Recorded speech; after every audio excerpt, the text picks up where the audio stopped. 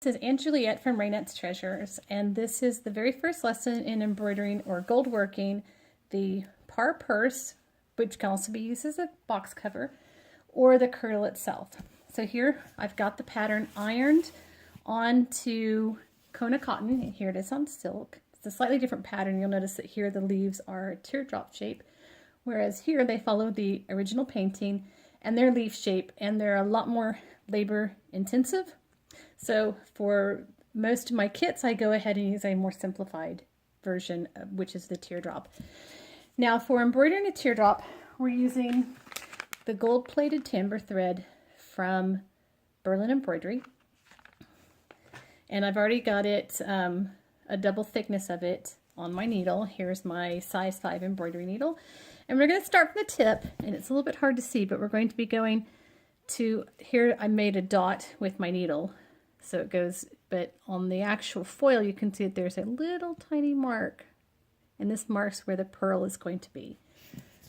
So we're going to go from the tip to the mark for the pearl. It's double thickness. I've already made a knot on the end of it. And we're just going down and then back up. Just right next to your first hole. You're going to make a fan shape all the way down.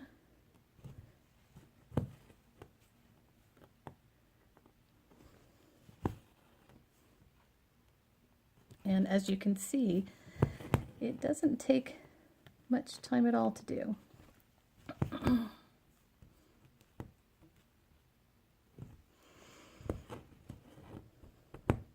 Okay, so here is when I finished a few minutes ago.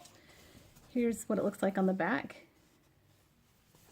When you're finishing off, when you've run out of thread and you're finishing, which you want to go, I'll pretend like I've run out of thread. So you're going to go up in an area that's going to be covered, down, up, and then down.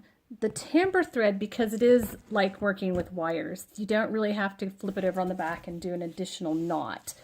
You just want to flip it over, and you want to find what you did with your sewing scissors, and you want to just cut it off right like that, and you're done. So this is the first step on gold working the Parr purse or box cover, or even the full gown.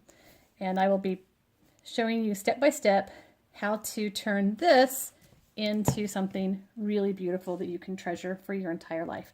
Thank you for watching.